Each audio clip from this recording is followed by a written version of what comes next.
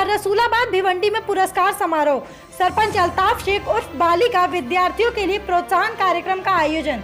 आसिफ अंसारी की रिपोर्ट। भिवंडी शहर से सटे खाड़ी पार खोनी रसूलाबाद गांव के विद्यार्थियों का एसएससी, एचएससी और नीट सफलता में प्रदर्शन पर खोनी के सरपंच अल्ताफ शेख ने पुरस्कार वितरण का आयोजन शहर के प्रसिद्ध सिकंदर फक्किया हॉल में किया गया। इस कार्यक्रम की खास बात यह रही है कि इस गांव के जिला परिषद उर्दू स्कूल के 900 सफलतापूर्वक छात्रों को पुरस्कार दिया गया।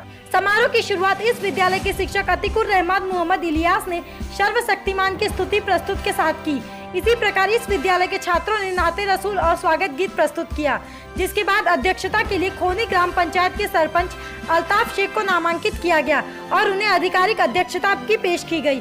इसके साथ ही आए हुए सभी अतिथियों का जोरदार स्वागत किया गया। अतिथि वक्ताओं में प्रिंसिपल रईस हाई स्कूल और जूनियर कॉलेज भिवंडी के जियाउर रहमान अंसारी और प्रिंसिपल समदिया हाई स्कूल के साजिद सिद्दीकी ने बहुत सारगार्भित भाषण दिया। उन्होंने कहा कि इस छात्र कार्यक्रम और इस तरह के अन्य कार्यक्रमों से छात्रों में काफी उत्साह देखने को मिलता है। उन्होंने कहा कार्यक्रम से आगे का चरण अधिक कठिन है। छात्र, विशेषकर लड़के, कई कारणों से एसएससी या एचएससी के बाद शिक्षा छोड़ देते हैं। उन्हें वापस लाना समाज में विभिन्न स्तरों पर रचनात्मक कार्यकर्ताओं का कार्य है, ताकि वे उनकी समस्याओं को समझे और यथासंभव उनका समर्थन करें और उन्हें स्कूल में वापस लाए। आगे ये छात्र अपना रास्ता खुद बनाएंगे। जिला परिषद उर्दू विद्यालय खोनी रसूलाबाद के 900 छात्र छात्राओं को पुरस्कार वितरित किया गया, जिसमें मेडल, कंपास बॉक्स एवं अन्य सामान अतिथियों के हाथों से दिया गया। इस अवसर पर जिन्नूर पटेल, जियाउर रहमान अंसारी, साजिद सिद्दीकी, डॉक्टर कादिर, अयूब खान, एहसान शेख, फयाज, शकील अंसारी, रसूल खान, दानिश मधु, अशफाक पनवेलकर, जरार खरबे, जवाहर मंडल, महताब शेख, क्याम शेख, हबीब खान, पूर्व नगर सेवक तलहा, मोमीन, नईम शेख, भाकर भाई और सारिक मैडम ने छात्रों को पुरस्कार प्रदान किए। इसी प्रकार एसएससी, एचएससी और नीट परीक्षाओं में अच्छा प्रदर्शन करने वालों को शील्ड, बैच, प्रमाण पत्र और अन्य सामान देकर प्रोत्साहित किया गया। अध्यक्षीय भाषण में अल्ताफ शेख ने कहा कि मैं और मेरे गांव के प्रमुख लोग वक्ताओं द्वारा दिए गए सुझाव या सलाह को पूरी तरह नहीं तो कुछ हद तक लागू करने का प्रयास करेंगे। इंशाअल्लाह ड्रॉप आउट छात्रों की समस्याओं को समझने और उनका समाधान करने का प्रयास किया जाएगा। उन्होंने कहा, मैं अपने सहयोगियों, ग्राम पंचायत सदस्यों और अन्य सामाजिक, शैक्षणिक, राजनीतिक हस्तियों का स्वागत करता हूं, जिन्होंने इस कार्यक्रम को सफल बनाने में अपना समर्थन दिया है। मैं फयाज एफटी के विशेष समर्थन के लिए आभारी हूं। उन्होंने हमारे साथ कंधे से कंधा मिलाकर इसमें हिस्सा लिया है। मैं विशेष ध्यान देने के लिए डॉक्टर अब्दुल कादिर का भी धन्यवाद देता हूँ। इस कार्यक्रम का आयोजन जफर अहमद हसन मुजावर, प्रधानाध्यापक, जिला परिषद उर्दू विद्यालय खोनी एवं विद्यालय की शिक्षिका अंजुम अंसारी ने उत्कृष्ट प्रदर्शन किया। अदा करता हूँ जितने यहाँ पर जो टीचर आए, साजिद सर, जियाउर रहमान सर और हमारे दोस्त सलाह भाई हमारे लिए टाइम निकाल के जितने भी लोग यहाँ पर आए उनका सबका शुक्रिया अदा करता हूँ। मेरी टीम ने बहुत मेहनत की प्रोग्राम के लिए काफ़ी दिनों से, उन सबका शुक्रिया अदा करता हूँ, क्योंकि अकेला अल्ताफ वाली ये प्रोग्राम कामयाब नहीं कर सकता था। खाड़ी पार के तमाम लोग मेरे साथ जुड़े थे, जितने मेरे सदस्य हैं, जितने दोस्त लोग हैं, जितने सब रिश्तेदार हैं और जितनी टीम यहाँ पर थी उनका सबका शुक्रिया करता हूँ। आप लोग मीडिया यहाँ पर है उनका शुक्रिया अदा करता हूँ। ये छोटा सा प्रोग्राम था, इंशाल्लाह ताला आने वाले साल में इससे बड़ा प्रोग्राम करूँगा और सब जन मिलजुल के करेंगे और अच्छे से अच्छे पूरे भिवंडी के लोगों को इनाम देने की कोशिश करेंगे। देखिए, एजुकेशन को तो इम्पोर्टेंट की कोई लिमिट ही नहीं है, एजुकेशन सबसे बड़ा हथियार है और ये प्रोग्राम, ऐसे सब प्रोग्राम होने से बच्चों का एक कॉन्फिडेंस लेवल बढ़ता है। और मैं अल्ताफ भाई का बहुत बहुत शुक्रिया अदा करता हूँ कि उन्होंने यहाँ पे हमको बुलाया और लोगों को फेलिसिटेट करने का मौका दिया। और एक छोटी सी बात मैं यहाँ पे नोट किया कि अल्हम्दुलिल्लाह खाड़ी पार के बच्चों में टैलेंट की कमी नहीं है। जिस बच्चे से भी यहाँ पे जो इनाम लेने आए उनसे हमने पूछा तो उन्होंने बोला, किसी ने बोला कि मैं आईएएस बनूंगा, किसी ने बोला कि मैं इंजीनियर बनूंगा, लेकिन हमको यहाँ पे एक गाइडेंस की उनको ज़रूरत है और इंशाल्लाह गाइडेंस के लिए भी मैं अल्ताफ भाई को बोलूँगा कि एक आप प्रोग्राम रखिए और करियर गाइडेंस का एक प्रोग्राम करिए, ताकि बच्चों को उनकी दिशा दिखाई जाए। टैलेंट की तो अल्हम्दुलिल्लाह कोई कमी नहीं है और वो दिन दूर नहीं, फिर यहाँ से इंशाल्लाह आईपीएस और डॉक्टर्स यहाँ से निकलेंगे, वो दिन दूर नहीं है। यहाँ पे बच्चे जो आला तालीम जो हासिल के अच्छे नंबरों से आए, उनको आगे भविष्य में अगर कोई दिक्कत आती है उसके लिए आप किस तरह की सहायता करेंगे? उनके लिए हमारा पूरी टीम हमारी उनके लिए 24 घंटा तैयार रहेगी।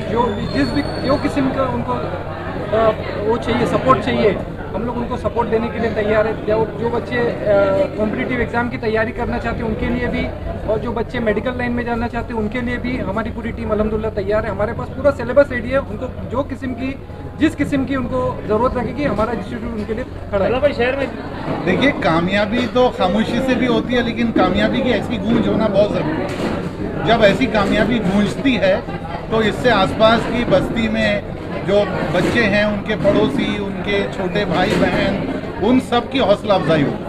तो आज जिन बच्चों को इनाम दिया, सिर्फ उनकी हौसला अफजाई नहीं हुई, मैं समझता हूँ कि खाड़ी पार के जो जितने बच्चे पढ़ रहे हैं सबको हौसला मिला है। बहुत बड़ी तादाद में छोटे छोटे बच्चे यहाँ पर आए थे, उनको हौसला मिला है। हम अंदाज़ा भी नहीं लगा सकते कि उन बच्चों ने कौन सी सोच अपने साथ में लेके गए हैं। बड़े बड़े नाम यहाँ पर पोस्ट के आए हैं। किसी ने कहा IPS ऑफिसर बनेगा, किसी ने कहा IAS ऑफिसर बनूंगा, किसी ने कहा पायलट बनूंगा। तो ये 3-4 बच्चों ने नहीं कहा, यहाँ जो सैकड़ों बच्चे थे उनके दिल में ये बात पैदा हुई है कि हाँ, हम कर सकते हैं। मगर कहीं ना तो कहीं इस तरह के देखा जाए प्रोग्राम का ये बहुत बड़ा कहीं ना कहीं देखा जाए तो आगे एडमिशन के लिए उनको आर्थिक मदद की आवश्यकता हो सकती है, जिसके कारण वो एडमिशन नहीं ले सकते। उनके लिए मैं ये सवाल आप बार बार कर रहे हैं और ये बहुत अहम सवाल है कि देखिए, हौसला अफजाई कर देना और तैयार कर देना, हवा भर देना अपनी जगह है, लेकिन जब प्रैक्टिकल मैदान में बच्चे आगे बढ़ते हैं तो जो मुश्किलात पेश आती हैं, मैं आपको कहना चाहता हूँ कि एजुकेशन आज से 20 साल पहले और एजुकेशन आज का, इसमें बहुत बड़ा फ़र्क हो गया है। एक इसकी छोटी सी मिसालें, वो उमैमा जो बच्ची थी और नाइमा, इन दोनों बच्चियों ने ऑनलाइन एजुकेशन हासिल की है और नीट को क्लियर किया है। ये एक बहुत बड़ी मिसाल है कि आपके लिए अगर मेन स्ट्रीम का कोई रास्ता बंद है तो आपके पास अल्टरनेटिव रास्ते बिल्कुल होते हैं। नंबर 1। Number 2, scholarship. और नंबर 3 ये है कि हमारी सोसाइटी में ऑर्गेनाइजेशन ऐसी ज़रूर हैं कि जिसकी वजह से हम ये कह सकते हैं कि पैसे की वजह से किसी बच्चे की तालीम नहीं रुकेगी। अल्हम्दुलिल्लाह लोग आगे आते हैं और मदद करते हैं। बिल्कुल, यहाँ पे कुछ सैकड़ों बच्चों को जो है यहाँ पे फेलिसिटेट किया गया, लेकिन कई हज़ारों बच्चे ऐसे हैं जो ड्रॉप आउट हो जाते हैं। तो उनको किस तरह से पूरे एक हम कहेंगे कि पूरा ग्रेजुएट तक के या डिग्री तक पहुँचाने के लिए किस तरह के काम या किस तरह की तंजीम चलाई जाएगी, ये ड्रॉप आउट रेट जो है कम हो? जी, ड्रॉप आउट का मसला बहुत संजीदा मसला है। 10वीं तक, 10वीं के बाद नहीं कह रहा हूँ मैं, पहला हिस्सा 10वीं तक, ये जिम्मेदारी स्कूल के हेडमास्टर और स्कूल के टीचर्स की है कि उनके स्कूल में पढ़ने वाला कोई भी बच्चा पढ़ाई के दौरान, यानी जब तक कि वो 15-16 साल का नहीं हो जाता और SSC निकल नहीं जाता, उस वक्त तक तो उसकी तालीम को यकीनी बनाएं।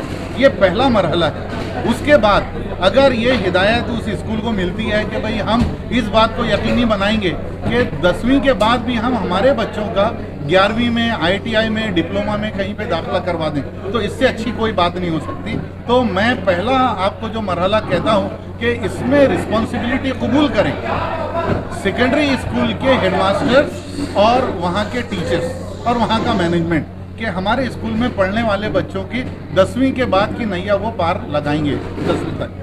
यही चीज़ आगे कंटिन्यू होनी चाहिए। मेरा हमेशा से ये ख्याल रहा है कि जो बच्चा 12वीं या 12वीं के 1 साल के बाद तक एजुकेशन हासिल कर लेता है, फिर बाद में उसका मतलब आप ये समझें कि एक पतंग अगर आसमान में पहुंच गई तो उसको वहां तक पहुंचाने में तकलीफ है आपको। एक बार जब वो हवा में लग जाती है तो फिर उसको हल्के हल्के झटके देते रहिए, वो उड़ती रहती है। तालीम का भी ऐसा ही है। सबसे ज़्यादा जो मुश्किलात और ड्रॉप आउट का जो ख़तरा होता है वो हायर एजुकेशन में लगने तक है। अगर बच्चा हायर एजुकेशन में लग गया, ड्रॉप आउट ऐसा नहीं है कि उसके बाद नहीं होते, उसके बाद भी ड्रॉप आउट होते हैं, लेकिन ज़्यादा ड्रॉप आउट जो है हायर एजुकेशन से पहले के होते हैं, उसको रोकना जरूरी है।